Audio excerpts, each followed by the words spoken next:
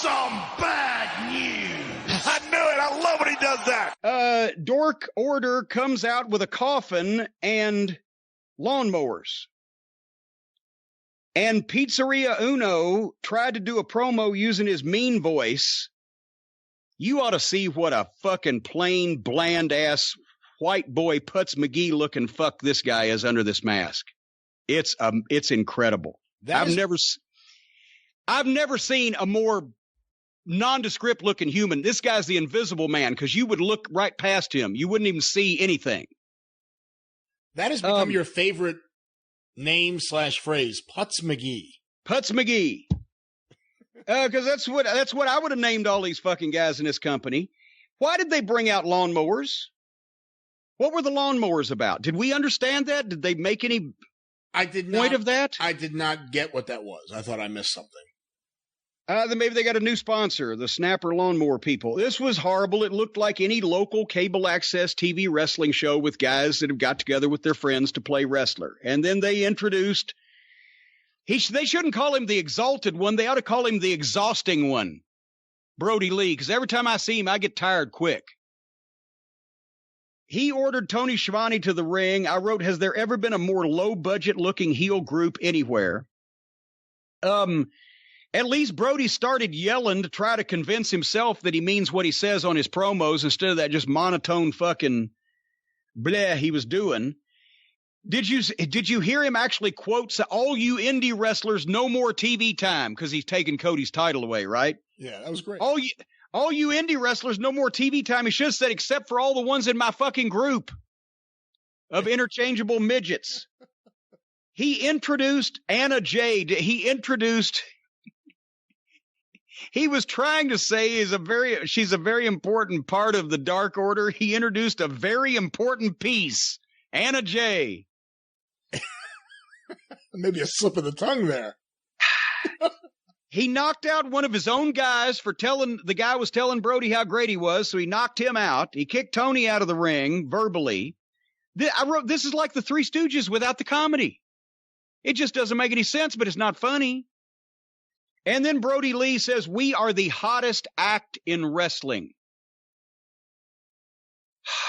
This is the kind of talent that is being produced, folks, that calls themselves acts on television, and we are the hottest act in wrestling. I'd have fired him for that alone. Dustin and QT Marshall hit the ring and got beat up. Well, imagine that. Two of them hit the ring where there's 8 guys. What the fuck did they think was going to happen? And then Scorpio Sky hit and made a partial comeback because he only made a comeback on the people that fed for him. But he didn't go for the leaders of the group that he should be mad at. And all of them didn't feed him, just the ones that were supposed to take the bumps. So that then the girl gets in the ring and he turns his back on Brody Lee. 6'7", however many fucking 100 pounds, to confront Anna Jay, the important piece. And then Anna Jay slaps him and Brody clotheslines him from behind. Colt Cabana never does anything, says anything, or touches anybody. He's just out there with this group because that's intrigue for all the fucking video game players that are fucking currently masturbating in their mother's basement before they open up a Hot Pocket. All the job guys got sloppy heat on the baby faces. Brody Lee left the ring with Colt Cabana so that here comes Matt Cardona to make a big comeback on all the job guys that they left him in the ring with. Why did Brody Lee leave with Colt Cabana? So that they didn't have to take bumps for Cardona's comeback. This is so contrived and obvious. This was all awkward. It didn't flow. It was obviously a series of staged spots. And it's a goddamn mess. And that's the way they left that. Any thoughts? Let me start with a positive. This was the best I've seen Brody Lee. I thought the promo was actually good because he got fired up and he was getting red in the face and he was yelling. Thought that was good. The fact that his whole crew, other than Cabana looks like a grown wrestler who's dressed nicely. But for the most part, his whole crew just looked like a bunch of job guys. Sorry, Matt Cardona, but with Sharpies on their chests. Yeah, it looks ridiculous. Dustin and QT come out. QT doesn't even get in the ring. He's holding his neck, and then Dustin's just getting his ass kicked. Made no sense. I don't know what the lawnmowers were. You know, a lot of people, you'll see this, and I've seen it for a while, since he was Luke Harper, will say, Brody Lee reminds me so much of Bruiser Brody. Why? Because he has a beard? He has a beard and he's tall. Yeah, what exactly reminds me of Bruiser Abraham Brody Lincoln. Abraham Lincoln reminds me of Bruiser Brody. That's why he took the name, because he's a big, tall, sloppy fuck with hair, so he wanted to call himself Brody. That's not his real name? Oh, come on. That would be I don't know. I'm asking. I literally don't know. I don't know. No, a guy that everybody thinks is a copy of Bruiser Brody and probably thinks he himself is a copy of Bruiser Brody, calling himself Brody. I don't think that's a coincidence. I don't know. Who knows what his real... Hold on. I'm looking it up. Up and up. His real name is Jonathan Huber. Well, there you go. See, he should have been Spike. Spike Huber? Spike Huber. There you go.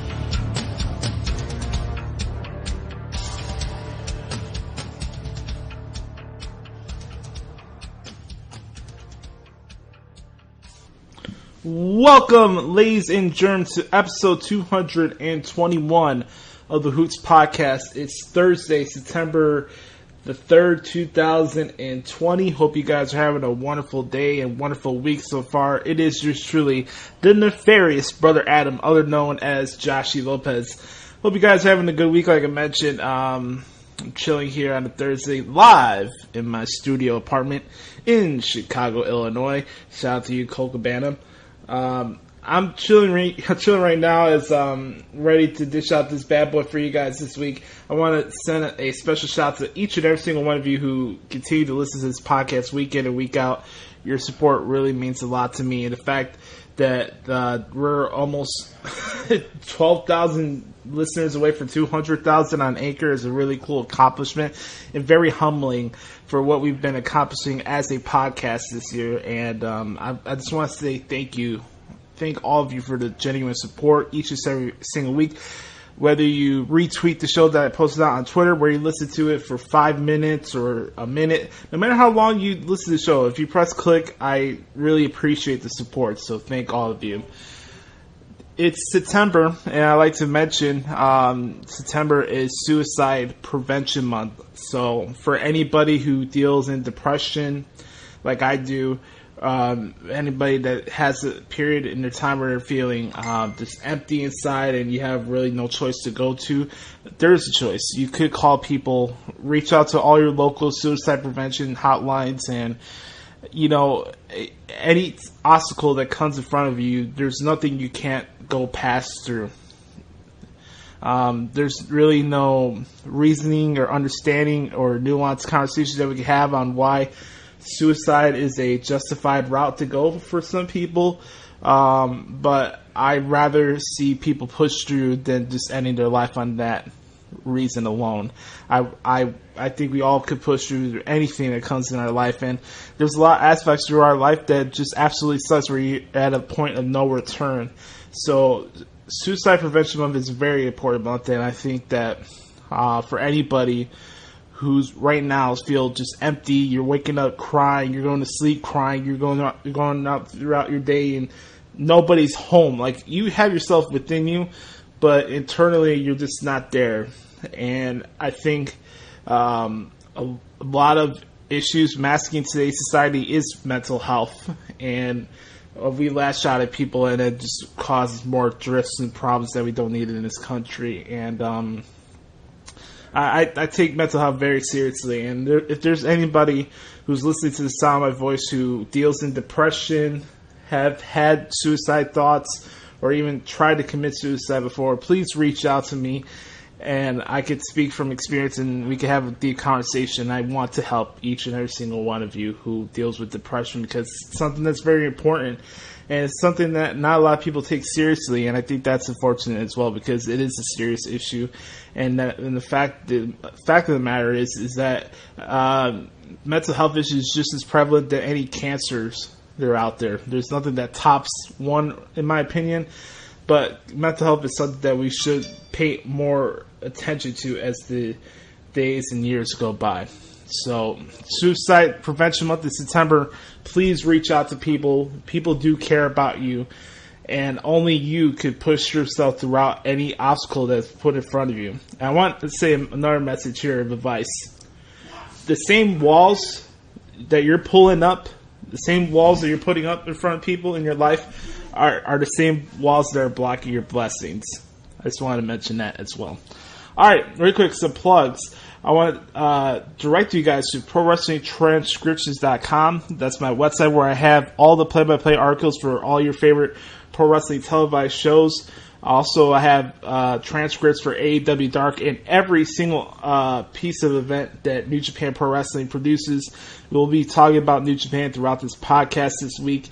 And we got a lot to get into. We got to recap Payback for this past Sunday. We got another pay-per-view coming up on Saturday for AEW All Out. And boy, do we have a what the hell is wrong with AEW segment for you guys this week. If the Jim Cornette intro that I used in the intro hasn't gave you an indicator of where I'm going with today's show, I don't know what else to tell you. So we'll get to that. I do have a Thoughts of Dericho for Bert Carr, which you guys will hear at the end of the podcast. And of course, I'll take any questions from you guys. And we have a great question from our good brother Tony S from the TBD Wrestling Podcast that I'll hit on during the AEW segment as well. So lots to get into, but please bookmark ProWrestlingTranscriptions.com. And if this is your first time listening to the podcast, I want to say thank you. And if you like what you're hearing, if you like the direction the show represents, it's basically me. I want to have the vibe like I'm sitting next to you in a back porch and we're talking about professional wrestling. That's basically what the Hoots podcast is. We're here. I have nothing to hide. I have nothing to be ashamed of. I'm a person that can speak within myself because I know who I am inside. I don't have people to speak for me. I don't come on here every single week and have fabricated opinions. These are just my perspectives. I'm not expecting anybody to agree with everything I say. I am not a wrestling expert. I wouldn't even consider myself a wrestling journalist, but I do cover the wrestling industry for a living, and I take a lot of pride in the professional wrestling business, and I feel like a lot of people take it for granted. I really do. And we'll hit into that as well at the end of this monologue. But, again, if this is your first time listening, make sure to hit that subscribe button and leave us a 4 or 5 star rating / review on Apple Podcasts. It really helps us expand the reach of the show. And it just tells everybody where they can find Who's Podcast. This show has been around for 4 years. It'll be 5 years after WrestleMania 37. And this show's been a love project for me, if you will. Like I'm as much as pride and how proud I am and just how much happiness has came to my life with the transcripts. This podcast is really my passion project, and I'm really proud of what the show represents and what it brings to the wrestling talking community. So again, I just want to thank each and every single one of you who support the show each and every single week. I also want to send a special shout out to Mauro Ranallo. I found out the news the other day that Mauro Ranallo and WWE have amicably agreed to part ways with each other. So Mauro Ranallo will no longer be calling WWE matches, which is a bummer on my end because Mauro Ranallo, I make no bones about it. Mauro Ranallo has been one of my key sources or my key references when it comes to the transcripts and calling out moves during matches, trying to help me understand the sequences that go on throughout these matches as well.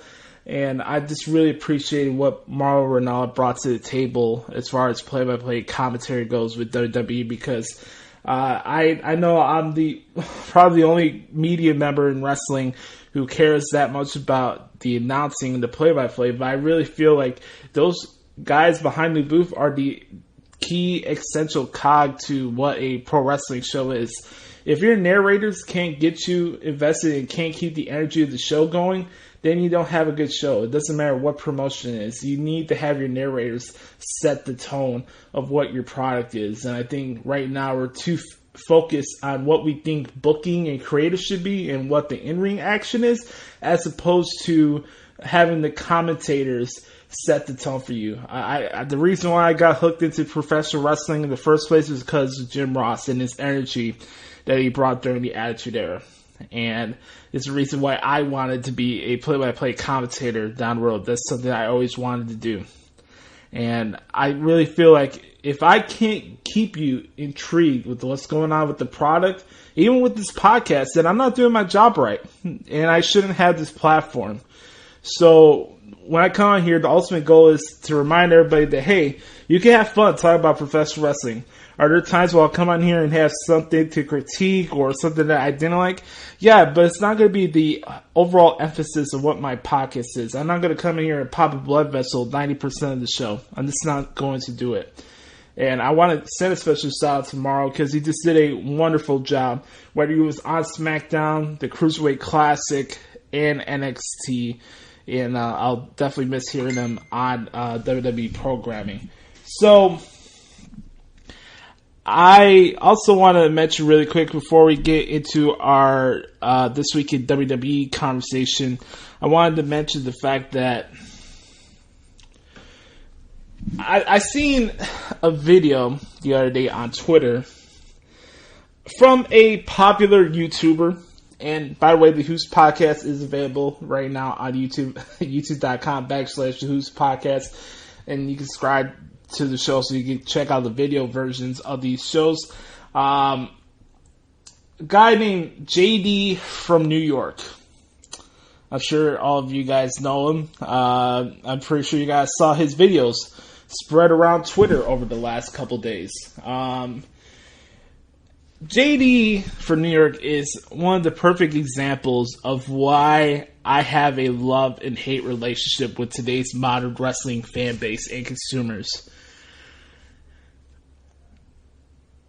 I really don't want to come in here and bash other people that are trying to do what I do. I think this is a great opportunity for anybody who wants to be a broadcaster or a podcaster or anything. If you have a passion about professional wrestling and you want to talk about it, I think you should go for it. I would never say certain people should not have the opportunity to talk about professional wrestling and making a living from it.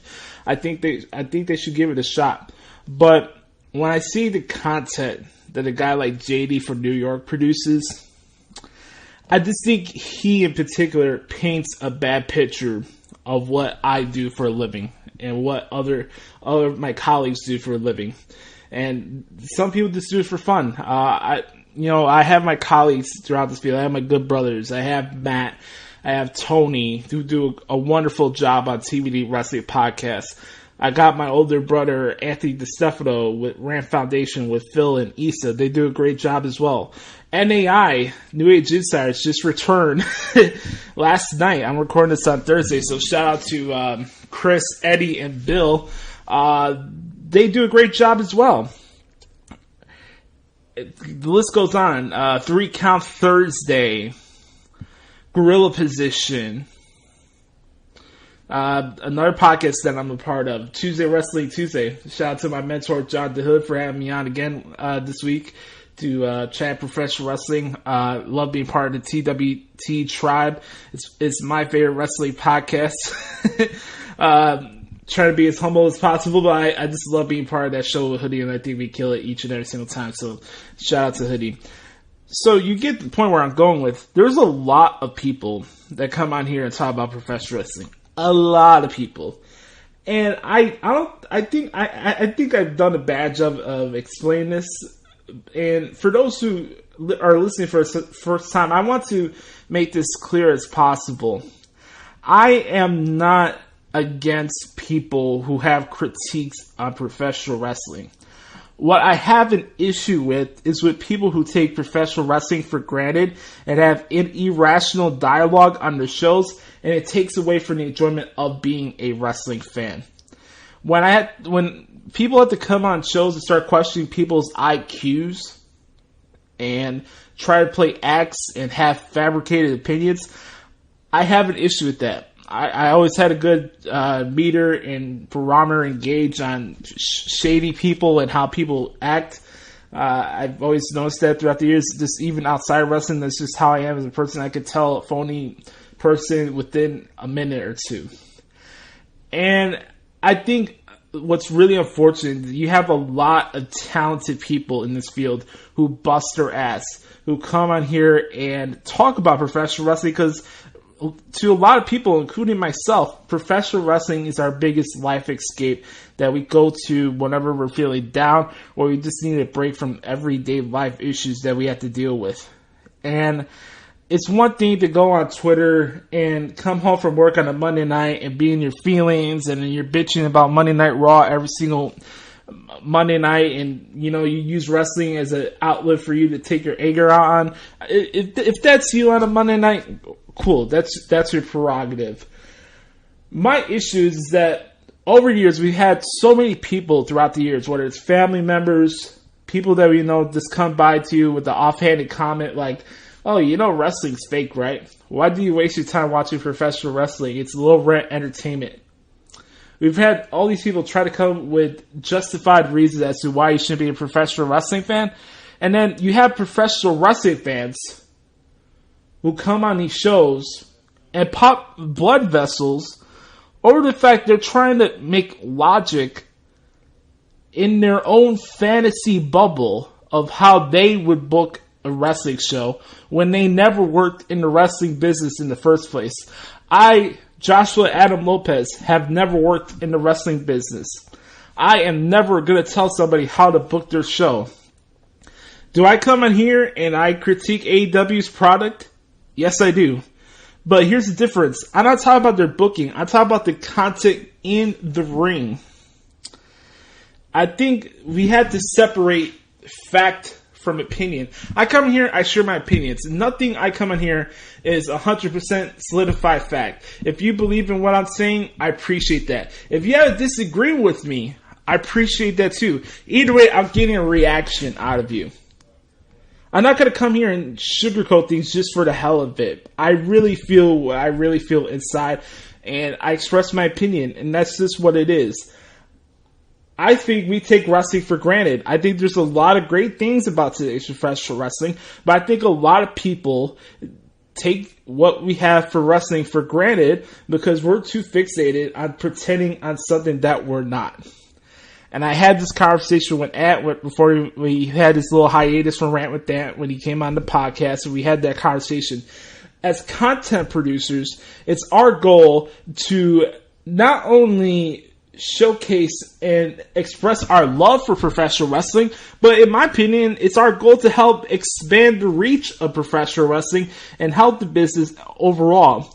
So if I'm coming on here each and every single week and I'll tell you the 110 reasons why professional wrestling sucks in 2020 every single week, why are you listening to my show? Why are you watching my show? Why do you give two shits about what I have to say when I'm coming on here and being negative 100% of the time? Why would you want to be a wrestling fan? Why would you want to be a wrestling fan?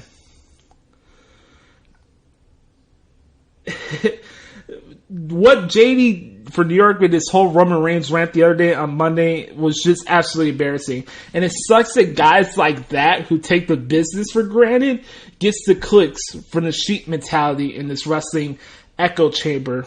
While other people who bust their ass, I won't even put myself in there. I'm talking about other talented people who do podcasts on professional wrestling. They bust their ass. And they get a fraction of the support and the attention that they actually deserve because they put out good content. I always believe as a content producer, as a guy who went to a media school and finished first in my class, as a trained professional broadcaster, I feel you owe it to your audience to be genuine with how you conduct yourself, the time and effort you put into your product, and also how you hold yourself on air. You know, I'm Puerto Rican. I understand I have my dyslexic moments here and there, and I may never be the most polished person ever on the mic, but I feel like I'm genuine enough to a certain extent to you guys when I'm coming on here and speaking my mind, and I'm not here to play favorites. I say what's on my mind, and here's the thing, guys. I want people to enjoy professional wrestling, but not if we're just going to continue to take it for granted or the silliest semantical reasons. Popping a blood vessel over a Roman Reigns heel turn that was supposed to get you pissed off in the first place is giving WWE the attention they want. And that goes over people like JD from New York's head, because they always had to play the I'm smarter than you, I can write the show better than you type of mentality that we have in 2020. It's not even the reality era of professional wrestling anymore. It's just the snarky era of life. We have to be snarky and sarcastic with every aspect of life these days because we don't know how to hold a conversation. We don't know how to have a dialogue with people we have disagreements with, and we can't think for ourselves. And I think that's very unfortunate. The last thing I want to mention here for the monologue this week is my thoughts on the Chicago Bears QB Derby. We are about 10 days away from the first game of the NFL season, and the Bears will be starting their season in Detroit, Michigan at Ford Field against the Detroit Lions on September 13th. By the way, which is my sister's birthday. Shout out to you, Alex. You know, I really haven't had a chance to fully go into this, and I'm sure I'll get into this as we get closer to the season, but the conversation, the vitriol on social media between Nick Foles and Mitch Trubisky, and whether who should be the quarterback and who shouldn't be the starting quarterback in week one, has been absolutely nauseating to listen and sit through while I'm scrolling down my Twitter feeds. I'll tell you this. I'm a big Chicago sports fan, right? I listen to all the Chicago sports radio stations. I listen to Bears podcasts. I'm a big Chicago sports fan. I'm sure a lot of you guys know that I spend a lot of my time covering professional wrestling, but I'm a really big Chicago sports fan. And I'm a big fan of Chicago sports media. And the root of my thought process when it comes to the Mitch Trubisky and Nick Foles debate, whether who should be the quarterback or not, ties down to this. No matter who the quarterback is, whoever side you're on in that fence, in that competition, it's always going to be centered around confirmation bias. People are clinging on to Nick Foles to be the starting quarterback because the Bears gave him money and they traded a draft pick for him. And he has experience with the new coaches on the staff. The other people who are clinging on to Mitch Trubisky is for the fact that he has more experience with the players on the team. And he was the second overall pick in 2017. And on the other side of the fence, from a negative point of view, people will cling on to, the Bears should have had Deshaun Watson and Patrick Mahomes because they automatically think those two guys were instantly going to be the same quarterbacks they are right now with John Fox and Dal Loggins as their coaches in 2017. You know, Bears fans practice in hyperbole just as much as wrestling fans do. They do. We have the answers for everything that's supposed to happen with the Bears. I find it interesting. I haven't seen a really legitimate top 10 quarterback in the city of Chicago of my entire life. I'm 26 years old. The last Bears quarterback to win a Super Bowl was Jim McMahon, and he was average at best. So when I read debates and I hear debates about Bears quarterback and what we should be looking for and what's the proper set of ideals to look for and standards to meet for an elite starting quarterback, I take this city with a grain of salt because nobody in the city knows how to evaluate quarterbacks if their life depended on it. They don't. They don't know how to evaluate quarterback development. They spin that to, see, Ryan, you're wrong. And it doesn't matter what Mitch does, whether he did win a division title or not, or lead the team to the position to win the playoff game or not. That doesn't matter because we got to cling on to, okay, Ryan, you're wrong, and here's why. And it goes back to the issue with society today. I'm right, you're wrong.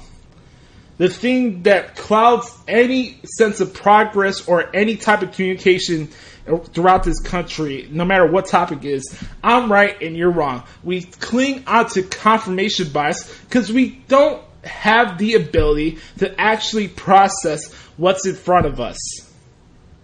We don't. A guy was a Pro Bowl alternate in 2018. The guy had a shitty season in 2019. So 2019 had to be the season the Bears win the Super Bowl, or that tells you every single thing you need to know about Mitch Trubisky. And that's what people don't want to mention. Because everything that you ever had, whatever thought you had about Mitch Trubisky when he got drafted in 2017, is playing right into your hands right now. Because, Patrick Mahomes won a Super Bowl. He was the MVP. Deshaun Watson gets highly overrated by national media members. And here we are with Mitch, and we have to bring in Nick Foles in for competition. So if you're on the anti-Mitch, Mitch is always going to suck since 2017. If you're one of the Chicago fans that booed him at the United Center at the Bulls game, you're getting everything you wanted. You're getting every sense of confirmation bias that you need to show Ryan Pace and the Bears that they made the wrong decision. So it doesn't really matter what he does. He can have a solid season. 25 touchdowns, 12 picks. They make a wild card spot in 2020. It's still not enough. It's not 40 touchdowns and 8 interceptions. It doesn't matter what Mitch Trubisky does because ever since he got drafted here, this city has wanted him to fail. They're waiting for the moment for him to fully break down to the point. hey, they didn't pick up his 5th-year option. Was it because only on his skills, or what the backlash was going to be publicly? Answer me that question. So no matter what Mitch does, until the day he's out of this city, we're clinging on to confirmation bias because God knows in his 4th year, things can't click into his brain threshold and he can't ball out this year. I don't know what's going to happen. Honestly, I don't care who wins this competition. What I find interesting, though, is that we're not actually evaluating what's happening with the Bears quarterback conversation. We're trying to project what the quarterback competition is going to be based on our preferences, based on our confirmation bias. And I just think that's stupid. Because it does nothing for the team, and it doesn't do anything for you as a sports fan, because whoever gets picked to start against the Lions next Sunday, you're just waiting. In the back of your head, you're just waiting for the moment to say, okay, get this guy out, get the other guy in. It's the impulse that you're waiting to lash out at that quarterback, no matter whoever it is that starts. And, God, man, I just want this season to play out, and we'll see where it goes from there. Bears made a decision. Hey, for those who are full of Mitch is the worst quarterback of all time, you're getting everything you want. 5th-year option decline. Probably be starting the season on the bench. Will be gone after 2020. You're getting everything you want. But I'd be curious to see what the reaction is if things change and the script is flipped at the end of the season. It'll be very interesting to watch. So, before we get into This Week in WWE, I'm going to take a swig water break and we'll be right back. Alright, we're back. Ready to go into This Week in WWE. We had WWE Payback taking place from the WWE Thunderdome this past Sunday. Really solid show from top to bottom. Now, was this event necessary following SummerSlam? No, obviously, but you take the content that comes in front of you, and it's on to the company to deliver some quality content. And overall, looking back at the show now, I really don't think there was anything on the show that fully hurt any progress of the current stories that are being told or going into Clash of Champions at the end of the month. So I'm watching the show, covering it, transcribing it, and I wasn't sure what to expect from the show. I was like, okay, they're getting this trial out thing where they have a pay-per-view following a Big Four show, and I was curious to see how they're going to go about it. Were they going to go through the motions? Will we get some good matches? Would this be like a regular Raw or SmackDown special event? And you just have DQs that leads into the following week's programming on television? I really don't know.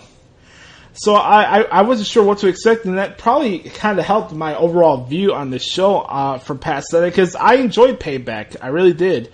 There was matches that stood out to me. Nobody can say that Payback was not an uneventful show, because 3 titles changed on the program. I really enjoyed the Apollo Crews match with Bobby Lashley, the opener for the United States title. I mentioned this to Hoodie yesterday. I just thought it would have been a bad look for the Hurt Business if Bobby Lashley just lost to Apollo Crews, because recently WWE has been having Hurt Business be like the baddest guys in the room in the Raw brand. They're beating up people on Raw Underground, and then they just can't beat Apollo Crews. So, okay, you understand why he beats MVP and Shelton Benjamin, but if Bobby Lashley's the Almighty, how would that almighty credibility be if Apollo Crews defeated Bobby Lashley at Payback? So I thought this was a good match. Even though Bobby Lashley became the United States title, I don't think this hurt Apollo Crews whatsoever, and I thought this was a really good match to start out the show. You had another dynamic on the show where you have a rising guy and then against another guy who's a veteran.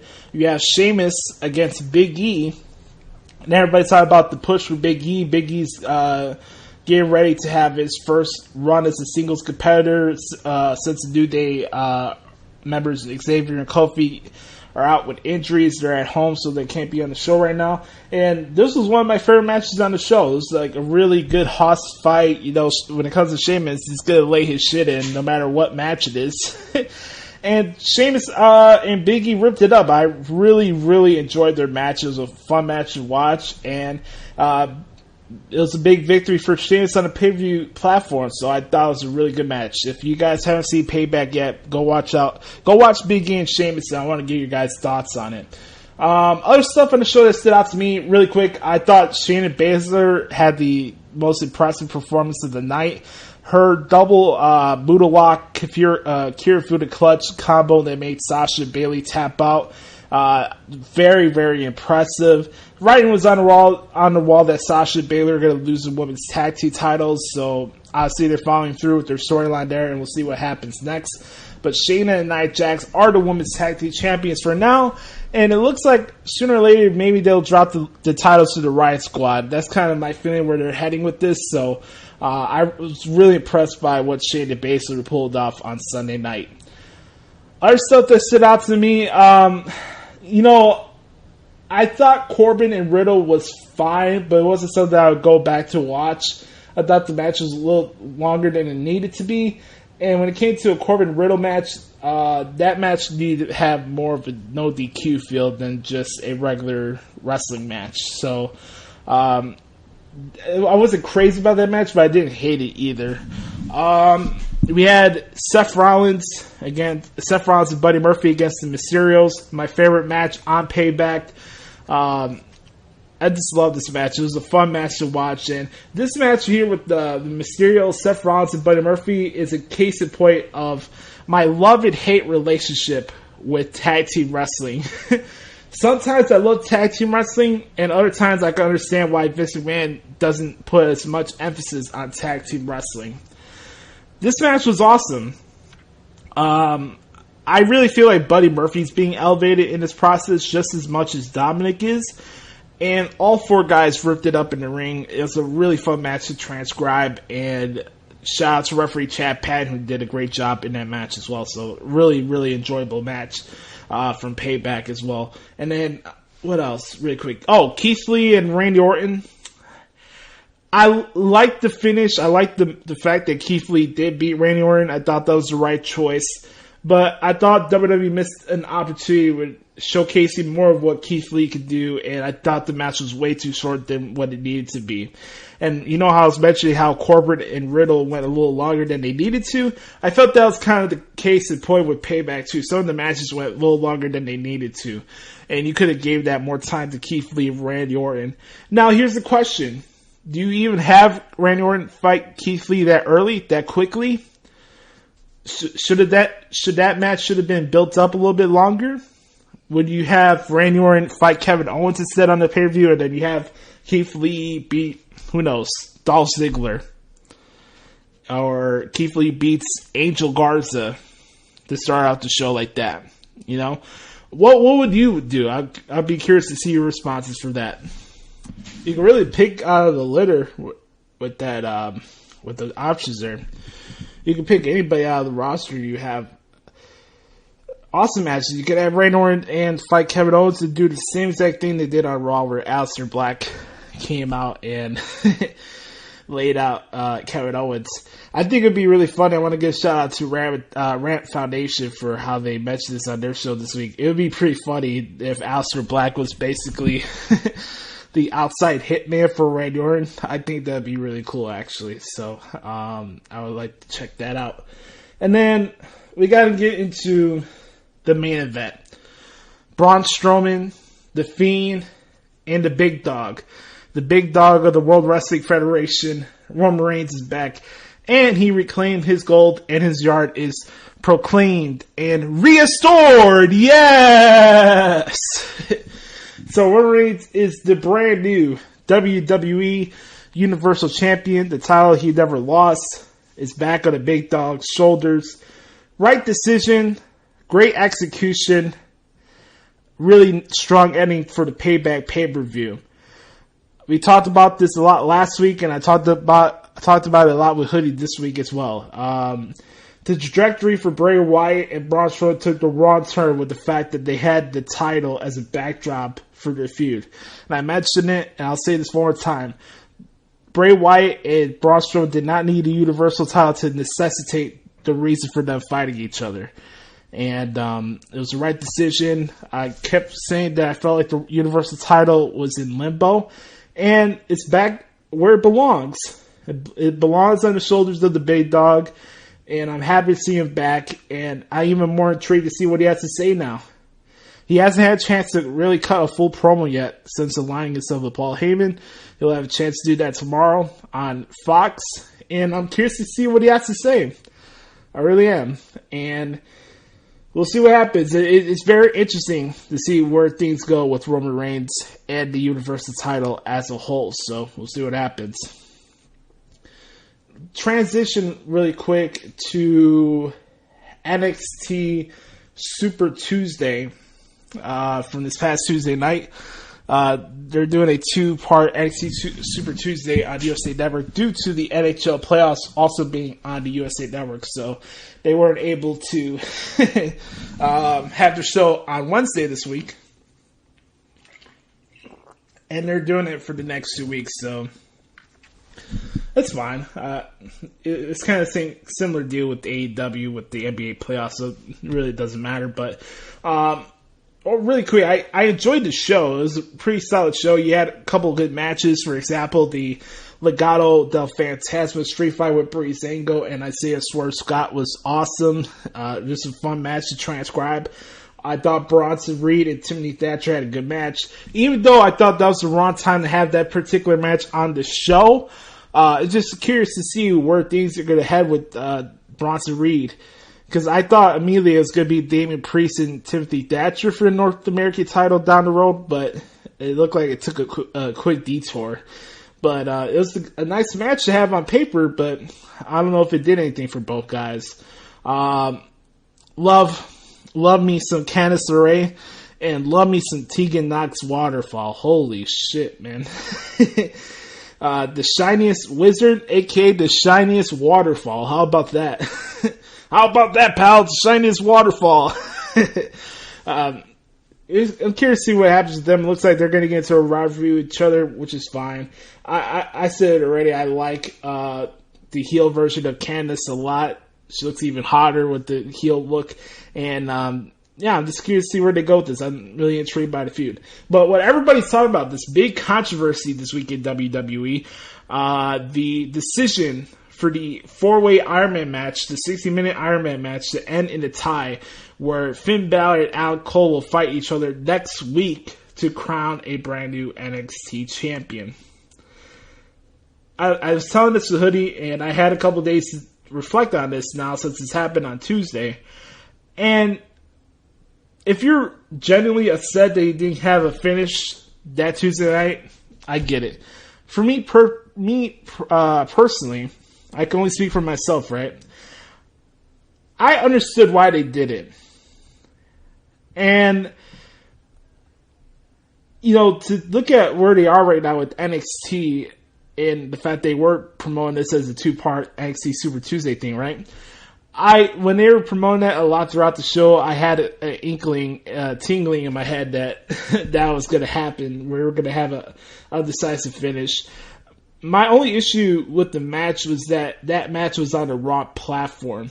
If you were going to do the time limit draw or a no contest finish, that match should have been a 4-way match and just like that. Like a no contest. Everybody's laid out, or the match continues on and the show goes off the air, They ran over time, pal. They ran over the TV time. I think this Iron Man 4-way concept could work on takeovers. I just don't think it's a good choice on television. So that would be my critique of it. Just so I'm fair here with everybody, right? Josh, you're just a WWE shill. No, I'm not. I spend more time covering other promotions than WWE. Get your facts fixed, pal. So, I really liked the match. But at the same time, I thought it showed some deficiencies in Finn Balor. I thought he was very repetitive throughout the match, and I get it. There's certain parts of the match where you're just calling the ring and you gotta stall for time because it's a 60-minute match. I understand that, but when you're doing 8 different parts of stopping somebody's chest in the quarter and they're still kicking out a coup de grace, it just makes your offense look dumb and illogical from my point of view. So, again, I think from a booking and whatever perspective you want to go from that point of view, I figured they're like, okay, let's shock some people. Let's have a non-decisive finish, and it gives people to watch the show next week. And I put it out on Twitter. I'd rather see Finn Balor, if he was going to be the guy who wins the NXT title, right? I'd rather see him win it in a singles match than have him win it on Tuesday. We'll all give Finn golf claps, and we just move on to the next thing. So, would you take the reaction or just the regular finish and see what happens next? Because, you know, I saw some people like, oh, Rhea Ripley, Mercedes Martinez would have been well enough to hook me for next week for their cage match. I don't know about that. I'm not saying that I'm not interested in Rhea Ripley and Mercedes Martinez. I think that would be an awesome match. But the intrigue is finding out who the NXT champion is. So the fact they are on Tuesday for the next 2 weeks, no, not next 2 weeks, this coming Tuesday for part 2, we'll see who the NXT champion is, and we'll see what happens. So that was my thoughts on the whole NXT Super Tuesday thing, and yeah, that's pretty much it. Before we get into AEW, because we're about to wrap this up really soon, I want to mention a couple things that happened outside the WWE AEW Bowl. Is that okay with you guys? So, I want to start off with this. Eric Young is the brand new Impact World Champion. What the fuck? Honestly, Impact, what are you doing? I get it. You have a track record of bringing people that were misused, or whatever the word or phrase we want to use here, in WWE. But you're giving him the world title, what, 2 or 3 weeks after Slammiversary? What the fuck? You're just proclaiming that Eddie Edwards was the face of Impact. And then you just have him lose his title like that. And what's even worse, when Eric Young wins the title, you have Josh Matthews telling people before the 3 count goes in, 1, 2, and Eric Young's going to be the world champion. If there's one thing in 2020 that's always remained consistent, as toxic and turbulent this year has been from every aspect of life, one thing's been consistent. Josh Matthews still sucks. He is the worst play-by-play commentator of all time. The worst. The absolute worst. I get it. You want to have Eric Young be this destructible force. He's a world-class maniac. I'm a fan of his. I like transcribing his matches. Him and Eddie had a really good match on Tuesday night. I enjoyed their match. But you're doing that now? You couldn't wait for Bound for Glory to give the title to Eric Young? I just think it's a bad look when you bring other people in from other companies and you're automatically giving them title. I don't care what promotion it is. I thought it was stupid when Chris Jericho first came to New Japan and he already beat Naito for the IC title. I thought that was stupid. I thought it was stupid that Brody Lee was getting a title shot right off the bat for the AEW World title. But you guys already know how I feel about AEW and their decision making. So, again, I just don't know what that does for Eddie Edwards. I think that's kind of spitting in his face. Okay, I'm not good enough to hold the title for more than a month. After winning at Slammiversary, you know, you make him set up Hard to Kill for the world title due to Tessa Blanchard and her shenanigans. We gotta wait through the Wrestling Center to get to Slammiversary in order for Eddie Edwards to become the champion. And then, okay, because Eric Young's here and he's from the WWE, boom, here's the title. Here's the title, pal. Go ahead, take it. Bad decision, man. And then, lastly, before we get to AEW this week, is New Japan Pro Wrestling. One of my favorite promotions in the world to cover. Just a fun product to watch. I recommend everybody to start watching New Japan Strong. No matter the website it is where you can find these shows where you don't have the money to afford for New Japan World, or even if you are a New Japan World subscriber, go on your way to watch New Japan Strong. If you've been missing guys like Juice Robinson, Chase Owens, the Gorillas of Destiny, Jay White, David Finlay, Kenta, the winner of the 2020 U.S. New Japan Cup tournament. Go check it out. They're putting out some good content, and they had a really good match on the Road to Fighting Spirit Unleashed. Was PJ Black and Chase Owens, the main event this week for the Ocean View Pavilion in Port Hueneme, California, pal. Really good match. I really recommend you guys go check it out. But what I really wanted to talk about is the New Japan Struggle Stadium show. The end of the New Japan Struggle Summer Struggle Tour concluded last Saturday in Jingu, the baseball stadium. And I thought it was a really fun show. The only thing negative I had to say was the fact that I'm still surprised that they decided they wanted to go with Toru Yano to pin Okada with this new concept of the KOPW, which basically means King of Pro Wrestling. So it looks like New Japan is introducing a new title called the King of Pro Wrestling. King of Pro Wrestling, Serious Wrestling, Technical Base, Serious Wrestling. And the participants you had was Okada, Sanada, El Desperado, and Toru Yano. And Toru Yano wins. So now if Yano makes it to Wrestle Kingdom next year, and he's still holding that trophy, he's basically the King of Pro Wrestling champion in New Japan Pro Wrestling. The King of Sports, right? The King of Pro Wrestling. I just think that's a bad look. I'm not a fan. I've never been a fan of Toru Yano, and I never will be a fan of Toru Yano. He can go the fuck home and stay the fuck home. Shout out to you old pipe bomb listeners.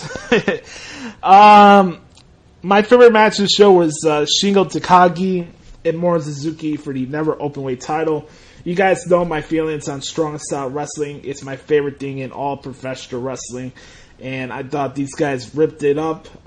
Suzuki is your new Never Openweight champion. It was just a fun match to transcribe, and I really enjoyed it. And I thought Suzuki and Takagi did a great job. And I want to also give a shout out to Hiromu Takahashi and Taiji Ishimori. I thought they had a really good match as well. Ishimori is your new IWGP Junior Heavyweight Champion, and Bullet Club is looking to finally gain some more momentum since Adam Cole, the Young Bucks, and Kenny Olivier decided to leave New Japan Pro Wrestling. So they're looking like they're getting their momentum back. And then we had a super long IWGP Tag Team title match with Suzuki Gun against Ibushi and Tanahashi. I'm really hoping this is the final time these two teams fight each other, because these guys have been feuding with each other the entire year, and I'm just tired of seeing them wrestle. But Zack Sabre Jr. and Taichi retain over Tanahashi and Ibushi. And then the main event saw Tetsuya Naito defeat Evil to become both the IWGP Heavyweight and Intercontinental Champions. So I like what I've been seeing from New Japan Pro Wrestling, and they're trying to elevate more their mid-card division and adding some different layers to their product, and I like what they're doing, but there's other things they can work on and improve on as well. No wrestling company is without flaws, you know? So I like what I've been seeing from New Japan Pro Wrestling, and they've been doing a great job with their products. So we recapped Payback, talked about NXT I talked about NXT Super Tuesday. Yeah, my thoughts on the whole JD from New York situation, and I need to give you some Chicago Bears talk. But right now, we're going to give everybody what they've been waiting for. The moment, the most requested segment in all of professional wrestling is what the hell is wrong with AEW. And we're going to start it off, not with me, we're going to start off with Brother Carter, and I'll bookend this conversation as well. So, this is what the hell is wrong with AEW. Enjoy. It's time for What the Hell is Wrong with AEW?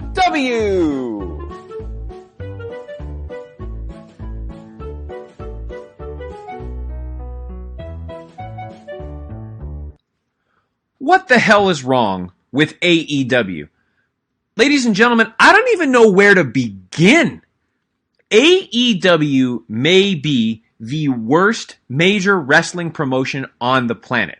And I'm not saying that just to be one of those guys that's like, oh, all the people are on board with AEW. You're just a WWE mark and have to go with the trends and have to go against what the internet is saying.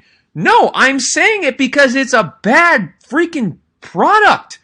Okay, let's just recap the last couple weeks of Dynamite, all right? I'm going to start with last week's. Well, I'm kind of going to intersperse the two, but let's just start from the beginning. Number one, the referee counted to 4 in the opening match. And in the week before, Rick Knox has absolutely no idea how to choreograph and how to participate in a professional wrestling match. His timing is off. His counts are fast or slow, or the cadence of the count is not consistent. He's out of place all the time. And just in general, the officiating in AEW is absolute garbage. Jimmy Corderas hit it right on the money when he said that it's absolute garbage and needs to be addressed. The company clearly doesn't know how to work the 7-second delay. If you remember last night, they got the words dickhead and shit in there twice, even though they tried to delay it. So that was terrible. Kenny Omega can't cut a promo. It's generic. It's boring. I'm not interested in what he has to say. Same with FTR. Tully Blanchard needs to talk for FTR because I think that that's really the only way that that's going to work. I just thought that the promos were terrible, all that kind of good stuff. Chris Jericho weighs 335 pounds, apparently, and not 235. Okay, the Casino Battle Royal segment was horrendous. It was unorganized. There was absolutely no flow to it. The promos were forced. People, and then they just start randomly getting into this thing, and then people get entrance music randomly and then come out, and it gets more than one segment. Are you kidding me? And then it randomly jumps to the Dark Order, which I couldn't give two craps about. Which is, again, we're going to get to the Dark Order here in just a minute, but it's ridiculous. How am I supposed to be excited for the Casino Battle Royal when you have, Taz, Jake Roberts trying to cut promos on each other that just their chemistry didn't work. Eddie Kingston tried to save it, but his wasn't much better. And then they just randomly start fighting each other. People randomly come out for entrances. It was a joke. It was a disaster. I am not interested in the Casino Battle Royal after all, or after that promo. Trust me. Speaking of the Dark Order, it is a stupid cult. Why the hell would any of them want to stay with Brody Lee with how he treats them? It's absolutely ridiculous. Yet Brody Lee is the TNT champion. JR keeps referring to it as the world title, which tells you everything that you need to know, that Cody is trying to push his title above the AEW World Championship, which is absolutely ridiculous. I just can't get behind the Nightmare Family versus the Dark Order. Why should I care about this feud at all? Like, I have no reason to care about this feud at all. It's going to fall flat. It's going to be awful. I can't stand it. Going back to last week's show, the Young Bucks can't act. They're amazing in the ring. I think that they're one of the top tag teams of all time, but they can't act. Especially Matt Jackson. He was horrible. That confrontation with Hangman Adam Page was ridiculous. I think it was absolutely awful. Transitions between AEW programming is terrible. Like JR trying to hype the pay-per-view, and this wasn't just this week's episode of the show. It happens all the time. They don't understand their timing between how to promote the show and, oh yeah, we're going to talk about this match now. It's absolutely ridiculous. They feel the need to show blood every week for some reason, this ridiculous amounts of blood. I get that it's a TV 14 program, but do you really have to show blood every single week? I don't think it's necessary, personally. I think it just doesn't make any sense to me. And then you have AEW's women's division. Ladies and gentlemen, AEW's women's division, not the performers. I just want to state for the fact, this is not the performers' fault. But AEW's treatment of its women's division is nothing short of tragic. It's awful. It's clear to me they do not care about women's wrestling at all in AEW. They're all about just pushing their own agenda and pushing what the elite wants. It's very obvious because last week you had one match and it was a comedy handicap match that didn't showcase any of the talent of its competitors. This week, you had the NWA champion versus a debut talent.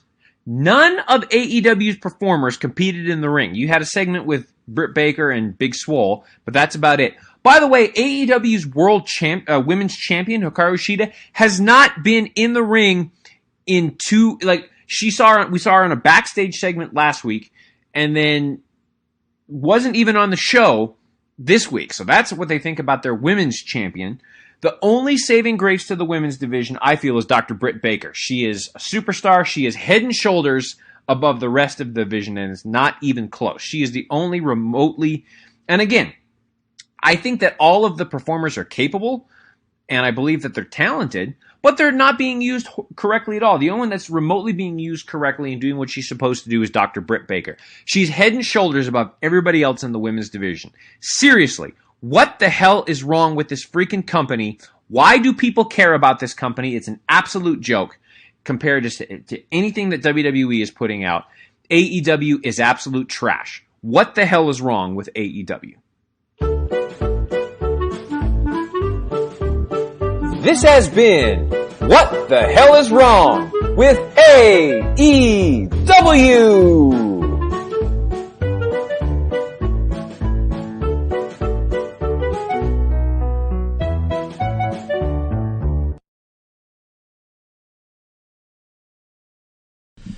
The salation tones of one Brother Carter. Oh boy. Where do we start here? What the hell is wrong with AEW? Unlike JD, I'm not going to pop a blood vessel here. But I'm sure I'm not going to make any friends down in Jacksonville with what I have to say in this segment, nor do I care, because I have to be authentic and genuine with you guys, and I'm not going to come on here and kiss AEW's ashes because they're the new wrestling company, and I'm in the wrestling media, so we got to prop them up to keep the whole WWE sucks narrative. No wrestling company is perfect right now. I want to make that perfectly clear before we go on with this segment. So, I'm watching Dynamite last night. This is the go-home show to All Out. Coming up this Saturday. I'll have the coverage for you guys on ProWrestlingTranscriptions.com this Saturday. I'm watching the show, looking for something to hook me in. You know, there's a couple of matches on the card I'm looking forward to. And on the backdrop of this segment, I will get into more positive stuff from AEW because they have a good opportunity to have a good pay-per-view on Saturday. But my overall vibe going into this show on Saturday is not good. It's not good. Where do we want to start? We want to start from the top and go all the way to the bottom? I guess we should do that. And I'm going to loop in a question here because it comes from our good brother, referee Tony S. from the TBD Wrestling Podcast. And it has to start off with tag team wrestling. And you know how I mentioned earlier in the show, guys, I have like a love/hate relationship with tag team wrestling. I like good tag team wrestling, and then when I watch tag team wrestling matches in AEW, it makes my skin crawl. Typing it out is not a fun experience. Because it's hard to really process and paint a theater of the mind perspective of these tag team matches that are just littered with spots and spots and spots and illegal tags. I saw a spot yesterday in the 8-man tag team match where it was Jurassic Express and the Young Bucks against SCU and Private Party. The winning teams fight each other all out. Done concept. So yeah, four babyface tag teams fighting each other. Suddenly, SCU and Private Party are heels now because they have to fight the executive vice presidents and the Jurassic Bungle Express with flat tires. Flat tires, I mean Marco Stunning growth. So I'm watching this match, and during picture-in-picture, because I'm literally jotting down every move that's going on in these wrestling shows, even in picture-in-picture. So you guys get everything that happens in the match. They do a spot in the corner where three guys in the team tag each other in on the ring apron. How has that ever been legal in any wrestling match ever? I come on here every week and talk about these dumb simultaneous tags and these multi-person matches in AEW. Okay, 1, 2, 3. If you wanted to have 3 people in a ring, you have a 10-second count. Just walk in the freaking ring. You don't need to tag the person to facilitate that. First off, it's not a legal tag team concept or something that's been implemented over the years. Now I get it. The Young Bucks are the executive vice presidents. They booked the tag team division, so I guess they're going off by their rules. So basically, they can do whatever the hell they want. But you got the Road Bucks and the Jungle Bungle Express against 2 teams that are suddenly supposed to be heels now. Who the hell? First off, who am I supposed to cheer for? And you're making illogical tags. Rick Knox, you are the worst referee in professional wrestling. Let's start off with there. He's like a skeleton out there, a live zombie in zebra gear, and he's just letting everything go just because he's in the Young Bucks' back pocket, and he was the referee for PWG, and they had no rules with their match either. So, okay, I throw my hands up here. You guys do whatever the hell you want. The question I got from Tony this week, and I'm going to read this right now. And Tony, I'm glad you asked this question. Now, brother, you are part of this segment. The question is, what are your biggest pet peeves when it comes to referees and their match officiating? My biggest pet peeves in refereeing when it comes to professional wrestling is every match in AEW, especially tag team matches. It's one thing to cut the ring in half, but not admonishing a team to understand the fact that both of you as a tag team need to get yourself over. So it's one thing to keep a guy trapped in a corner where you're doing in and out tags like the New Day would do with their Unicorn Stampede. But when you're having a match and the layout is, okay, I'm going to hit you with forearm, tag. Guy comes in, reversal Irish whip, clothesline, tag. I just think it's illogical, and it makes not only the referee look dumb, you are manipulating the rules, but these are baby faces doing it too. That's a problem as well. I feel there's no sense of direction of any matches in AEW with the referees. That's a pet peeve. How am I supposed to follow along with the execution and how smooth these matches are supposed to be when they're not smooth? There is no direction. There is no storytelling. The layouts of the match suck. There's no psychology in the tag matches in AEW. I love seeing tweets. Oh, this perfect execution, just smooth processing in tag team matches. What are you watching? Are you kidding me? Great tag team strategy. Oh, 3 tag outs on a ring apron. It's great tag team strategy. Give me a break, dude. So that'd be my pet peeve. Tag team officiating in AEW is just absolutely embarrassing. It's macho fest, and it's just something that I'm not a fan of whatsoever. So that's my answer to that question. Alright, let's talk about what else happened on this fun express of Dynamite. I love seeing Britt Baker. She's hot. She's a good wrestler. Britt Baker Appreciation Day. We can just give her the round of applause, right?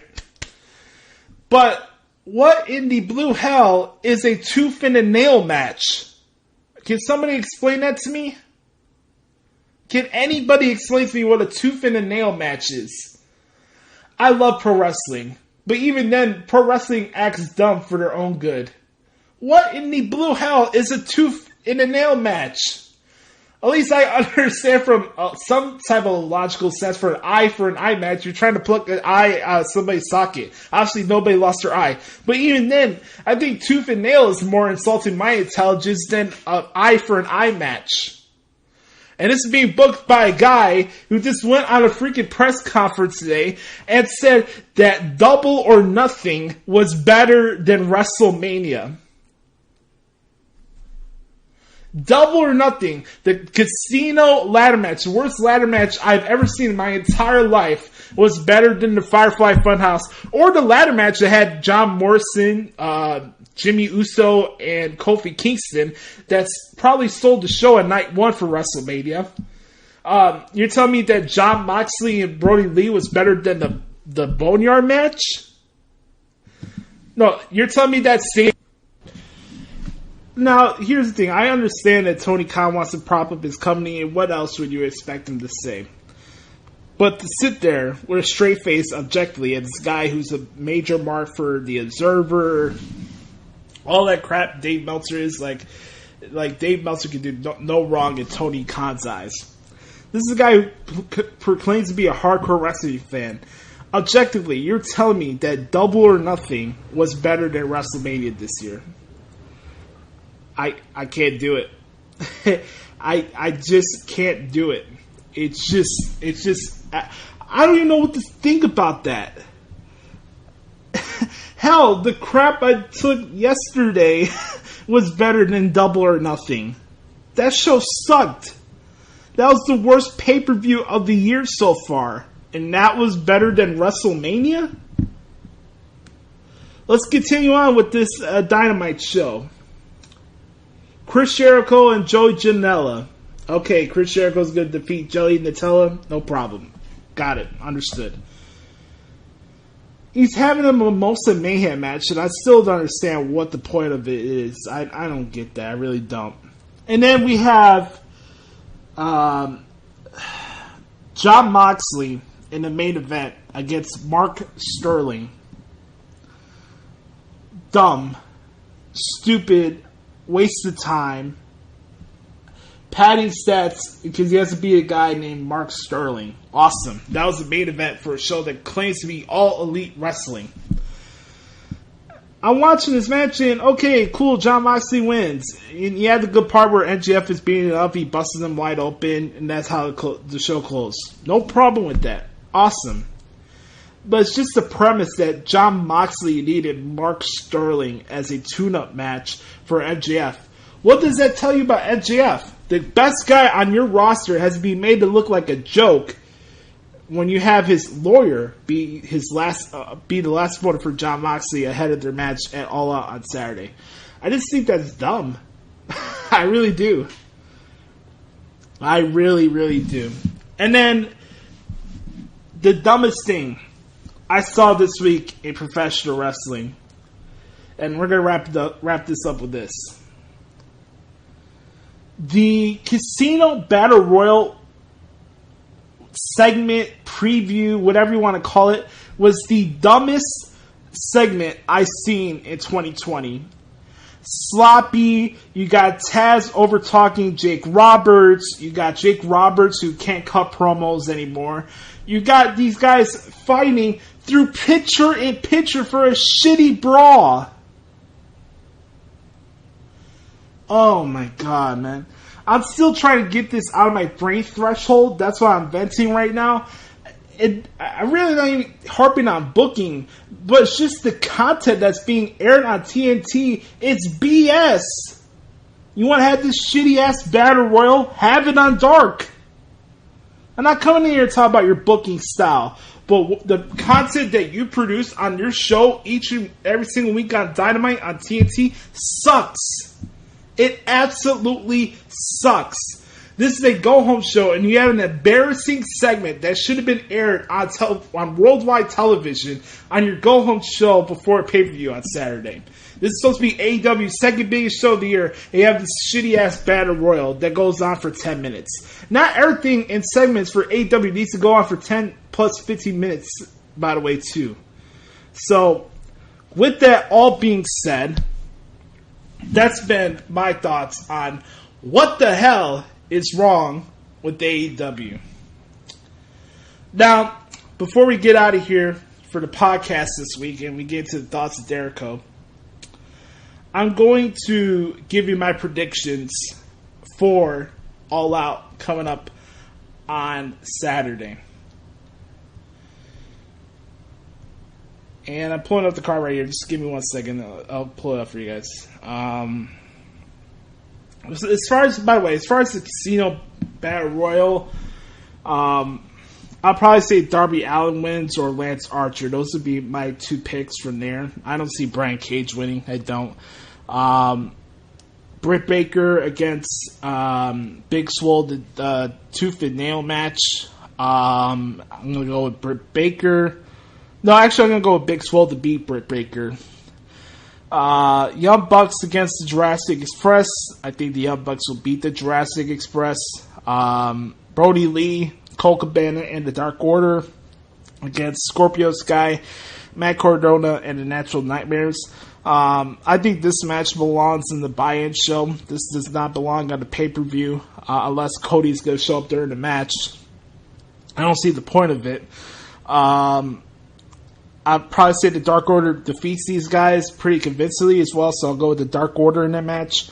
Matt Hardy against Sammy Guevara in a Broken Rules match. If Matt Hardy loses, he must leave AEW. Can this match end in a draw and both of them leave AEW? That'd be my prediction. How about that, pal? You know what? I'll go with Matt Hardy. He'll probably stick around. I'll go with Matt Hardy in that match. I mentioned the Casino Battle Royal already. Kenny Omega and Hangman Page against FTR for the AEW World Tag Team titles. I think this would be a good match from a transcript point of view, but the thing is, will we actually see either Hangman Page turn on Kenny Omega, or Kenny Omega come back and be the real Kenny Omega and he'll be the cleaner again? I know they shared a thing on BT with him with the cleaner glasses, which was cool, but either way, I think it's a good match, but I think the writing's on the wall. FTR will be your new AEW World Tag Team Champions, which is whatever, because FTR hasn't made a lick of difference since they joined AEW, in my opinion. I like what they do. I think they're great wrestlers, but their promos suck, and I just don't know what the purpose of them is there. So, Chris Jericho and Orange Cassidy Mimosa Mayhem match. I'll probably say Orange Cassidy beats Chris Jericho because Chris Jericho is probably the one who wants to be embarrassed in this match. So he wants to fight a guy who wrestles with pockets. While he's putting his hands in his pockets, he wants to do that dumb wrestling mud show stuff all the time. So he'll get what he wants. Orange Cassidy will defeat Chris Jericho in the Mimosa Mayhem match. Thunder Rosa from NWA against Hikaru Shida for the AEW Women's World Title. This will be a good match, but Hikaru Shida will retain. And then finally, the main event, Jon Moxley against MJF for the AEW World Title. My brain is telling me that Jon Moxley will retain, but my heart is telling me that MJF will win. I'm going with MJF. I'm trusting my instincts. I'm hoping and praying that he does become the AEW World Champion. But what happened last night on Dynamite probably giving the way that Jon Moxley will probably retain on Saturday. So that'll be a good match as well. There is good matches on this card, but are you really interested? Is this something that you would spend $60 on? I don't know. Yeah, that's my predictions for All Out. They got 9 matches on this card for Saturday night. I'll have the coverage for you guys on ProWrestlingTranscriptions.com. Make sure to bookmark that site, guys. I've really been busting my ass with that website, just trying to post out some good content and keep you guys updated with everything going on in the world of professional wrestling. So check out ProWrestlingTranscriptions.com. You can follow me on Twitter, by the way, at the Hoots Podcast. I'm also on Instagram, Instagram.com/Joshie Lopez94. That's JOSHIE Lopez94. And also, you could check me out at Josh Lopez Music as well. And support Tuesday Wrestling Tuesday Podcast as well. So, for Brother Carter, I'm Joshie. I want to thank you guys so much for taking the time to check out this week's podcast. Don't forget to smash the subscribe button on Apple Podcasts, YouTube, Spotify, anywhere you get your podcast from. Leave us a rating and review on Apple Podcasts. It really helps expand the reach of the show. Tell a friend about it so you never miss an episode. Make sure to support the Hoots Podcast. We deeply appreciate the support. I'll be here next week, obviously, to recap All Out for you guys. And, guys, around the corner, we got the G1 coming up, so that should be a lot of fun. And, again, thank you guys for the support. It really means a lot to me. Hope you have a wonderful weekend. I hope you guys do enjoy All Out and have a wonderful weekend. So, for Brother Carter, I'm Joshie. This has been episode 221 of the Hoots Podcast. Don't forget to be the authentic product that is yourself. And also, don't forget, guys, have fun with professional wrestling and make decisions on your own accord. I love you guys. Right now, we're going to send off to Brother Carter for this week's edition of the Thoughts of Dericho. I'll talk to you guys next week. Yes, sir. And now, the Thoughts of Dericho. Listen well, man.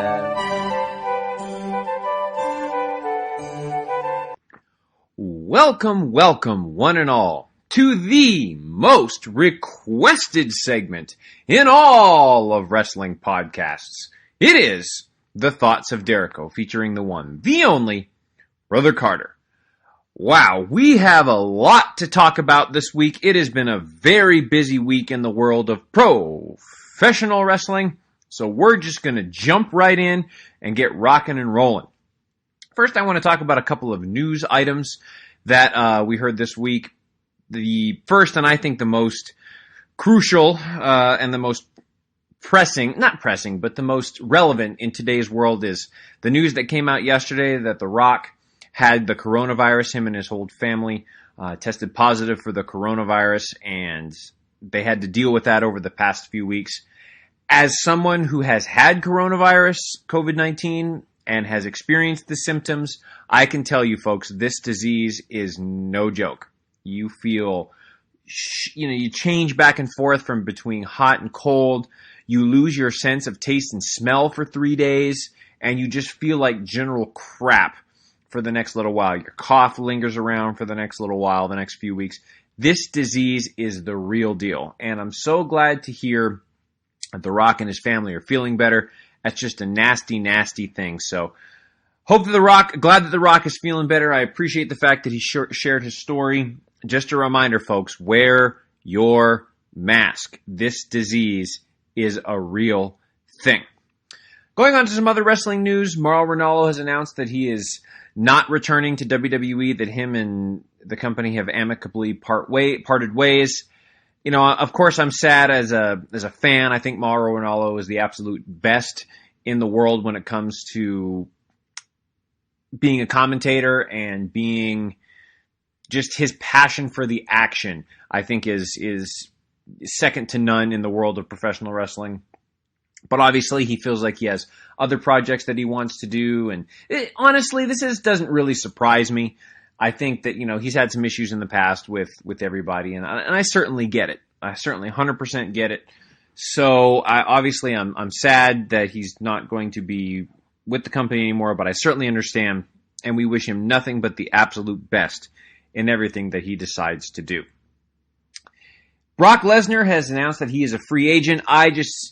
That's all fine. It's all well and good, but he'll re-sign with WWE once COVID is over, I believe, and we're getting back to normal with fans. You can't really use Brock Lesnar right now because it just doesn't have the same effect as when there are live fans. So I believe that Brock Lesnar will be back. I believe that he will re-sign with WWE. It's not like WWE can't afford to pay him what he wants because Vince is not going to lose him to... Well, if he goes back to UFC, that's fine. But again, if he could get paid to stay in WWE and, do scripted fights instead of real ones, why wouldn't he do that? So I feel that Brock will re-sign with WWE. Not a big deal. I'm just not concerned about that at all. The PWI 500 has come out, and Jon Moxley of AEW is PWI's top wrestler of the year. I get it. I understand why he would be given that accolade, what he has done for AEW and how he's revamped his career. I get it. 100% get it. And congratulations to Jon Moxley on that accolade. That's not who I would pick. My number one pick for the PWI 500 is Adam Cole. And I know he was number 2 on the list, but I've got Adam Cole. I think what Adam Cole has done with his reign as NXT champion, the amount of passion that he elicits from the fans when he does Adam Cole, baby, how he has embraced the WWE model, what he's done with Undisputed Era, now his recent feud with Pat McAfee, and just the mainstream media attention that he gets. I think Adam Cole is the best wrestler in the world. Well, I can't say it. He's one of the best wrestlers in the world. I mean, that's kind of a subjective term, but Adam Cole is incredible in the ring, incredible on the mic, what he gets from fans, what he does outside of it with his Chugs Twitch channel and all that stuff that he does.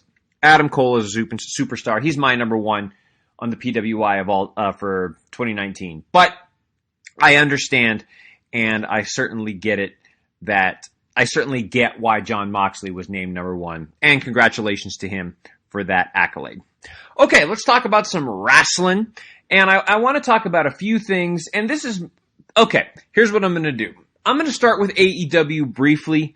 There's a few things that I actually enjoyed about AEW over the last couple weeks. But trust me, you're going to hear way more about, and I'm not sure where Josh is going to put the clip in this, but at some point during this program, you're going to hear my what the hell is wrong with AEW if you haven't already.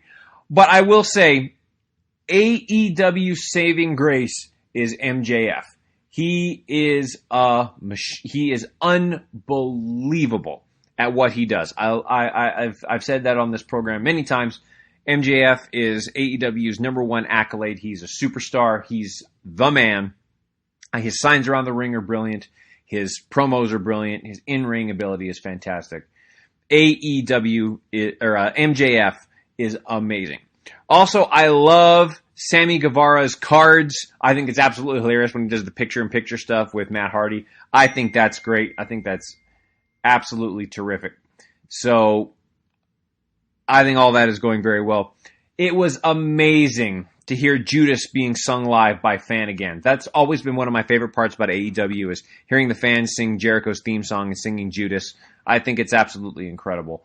And I am so thrilled to hear that live again. That was cool. Also, last night on AEW, I was glad to see Serena Deeb make her debut in AEW. I think she's very talented. Obviously, she has a long career, storied career as a performer. So to see her in AEW was pretty cool. Okay, let's get into some WWE stuff this week. I think the biggest news to come out of WWE storyline-wise, Roman Reigns has allied himself with Paul Heyman and is the new Universal Champion. Ladies and gentlemen, I think this is absolutely freaking awesome. Here's why. One, it was completely unexpected to see him ally with Paul Heyman. That was just shocking. That was one of those holy shit moments. So that part about it was awesome. Obviously, we knew he was going to be the Universal Champion at some point down the road. I thought he was going to get it at Clash of Champions, but they obviously put it on him now in kind of a Brock Lesnar squash-type fashion to get heat on him even more than he had before as if being shoved down your throat. So now everything that people complain about with both Roman Reigns and Brock Lesnar are being combined to give it to the fans, and I think it's unbelievable. I've said that Brock Lesnar is WWE's most important commodity. Roman Reigns is going to be getting to that point. If he keeps this up with Heyman, I mean, he already was one of WWE's hottest commodities. I think he was number 2. No, I'm sorry. Now I put him as number 3 most important commodity in the company behind Brock Lesnar 1, The Fiend is 2. But I think this is awesome. I love it. I can't wait to see where they go. Now that nobody can complain about Roman Reigns as a heel turn. Not being, they should turn him heel. Well, they turned him heel. So let's see what they do with this. Speaking of The Fiend, I'm going to get an opinion piece about this up this week, but The Fiend, in my opinion, is the best character of this generation. At some point, he's going to achieve Brock Lesnar status. He can do that now where he only shows up every once in a while. People will pop every time, and he becomes the guy to beat at some point. So I really believe that about The Fiend. I think he's by far the best character of this generation. I mean, no one's going to top The Undertaker, but The Fiend is going to be damn close one day. Also, Alexa Bliss is being possessed by The Fiend, and I love this idea. This is fan-freaking-tastic. The way that she can cosplay that Harley Quinn stuff and now combining it with her history with The Fiend and Strowman, I think this is genius. I love it. Alexa Bliss going back to that twisted heel character that she's had. We're going to see a whole new character, a whole new side of her character. I love it. I get her away from Nikki Cross, or even maybe make Nikki Cross possessed as well, because she did a great job being possessed when she was with Sanity. So I think that that's a great idea as well. I love this idea. I can't wait to see where they go with it. Maybe Alexa Bliss helps The Fiend win the title back at Clash. I don't know, but I 100% love it, and I can't wait to see where they go with this. Going over to Raw, Keith Lee is going to be a big deal in WWE. His matches with Randy Orton have been fantastic. He did a great job in the triple threat with Orton and Seth Rollins. He's great on the mic. He has a great look. Keith Lee is going to be a big deal in WWE. He's going to be a world champion at some point. No question. Keith Lee is unbelievable. So happy to see him on Raw. So I think that's going to be terrific. Last thing I want to talk about this week is the breakup of the Iconics. I was very sad about that, but I understand. I think that Peyton Royce is going to get pushed as a single star, which I agree 100% with. I think out of the two, she is the superstar out of the two. And this is no knock against Billie Kay, because I think Billie Kay is hilarious. And WWE will definitely find something for her to do, because I think she's great as well. I hope she doesn't get lost in the shuffle, but Peyton Royce is a superstar. And I think we're going to see her in the Raw Women's Championship picture at some point in the future. And those are the thoughts of Dericho for this week. My final thought for the week is, once again, ladies and gentlemen, wear your mask, be kind to each other, love each other, and we're all going to come out stronger on the other side of this. Thanks so much, folks. We'll see you next week. This has been the Thoughts of Dericho. You're smarter now, man.